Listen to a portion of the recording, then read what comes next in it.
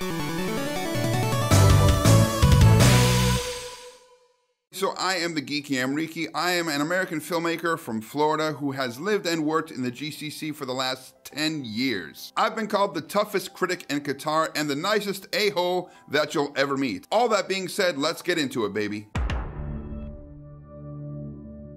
In the Tall Grass is a horror film based off of a book by the same name written by Stephen King and Joe Hill. Joe Hill is actually Stephen King's son, and he has written an amazing book that I'm currently enjoying called The Fireman. So in the Tall Grass, a group of people find themselves trapped in a large field of tall grass. They can't find a way to escape, a bunch of weird things are happening, and what makes it even worse is there is something hunting them one by one. If this one is half as good as the other Netflix Stephen King adaptations, which I highly recommend that you watch, 1922 and Gerald's Game, you're really going to dig this one. It's out October 4th. Lore is an American anthology series from the producers of The Walking Dead. All of these stories have a real-world origin that they talk about in this show. There are 2 seasons and both of them have a very different style of presentation. Season 1 has Mankey doing a narration, almost like storytelling like he would in the podcast. Season 2 is all visual. It's basically like a Twilight Zone or a Black Mirror. Both seasons and styles of presentation have their supporters and detractors. I myself like both. I personally think that episode 3 of season 2 is one of the most terrifying things that you will ever watch, period. Both seasons 1 and 2 are out now on Amazon Prime Video.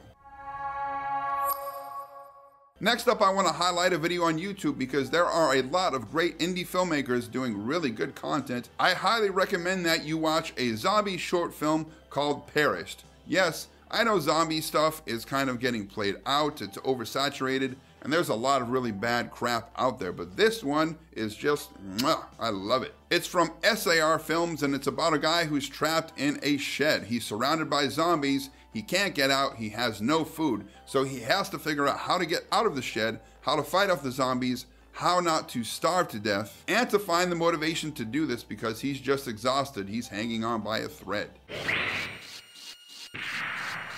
So I went to see Prey because I love horror. I think it's the best genre for running you through the emotional ringer. It's also great for satire and political commentary. Blumhouse does make some pretty amazing horror films. Unfortunately, this is not one of them. This is a horror movie for the young adults out there or people who just dig movies like Netflix's Kissing Booth and Tall Girl. It just squanders its pretty interesting premise. So there is a program that takes at-risk youth and it teaches them how to survive in the wilderness. Once they've learned how to do this, they drop them off on remote islands and they have to survive, explore the wilderness, and explore themselves for 3 days. So they have to be self-sufficient while finding out who they are as a person. Unfortunately, our protagonist, Toby, is a moron, and he learned nothing from this program. You would never know what he learned because they actually never show anything to do with this program that these kids are enrolled in. It just goes straight from him having a family tragedy to being on the island, and it really robs you of any kind of world building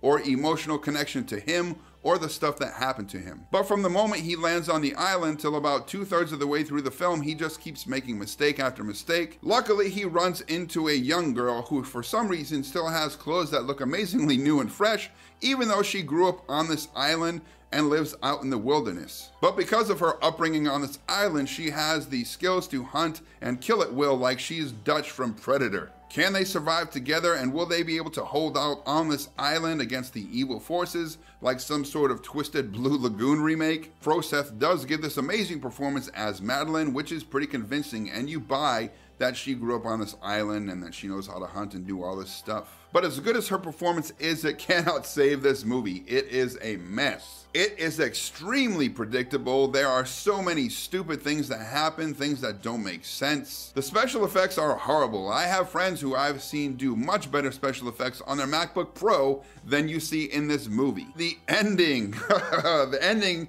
is straight out of that Horror 101 handbook. It just broadcasts itself from a mile away and you really see it coming. and that's pretty disappointing. So who is this movie for? If you're a fan of those horror movies in the early 2000s where people would look at the camera and their face would morph into a ghost or monster and then go back to normal. It's also for people who really dig the young adult stuff that is just mediocre at best. But if you value your time, your money, good horror films, this is not the movie you're looking for. And that's why I'm pretty sad to give Blumhouse's Prey a 3 out of 10. So that is it for my Halloween themed portion of Geeky Amriki for a full super. If you liked what I had to say, go ahead and subscribe to my YouTube channel, The Geeky Amriki, and follow me on all of the different social media platforms under @The Geeky Amriki. I hope you guys enjoyed it, and I'll see you next time.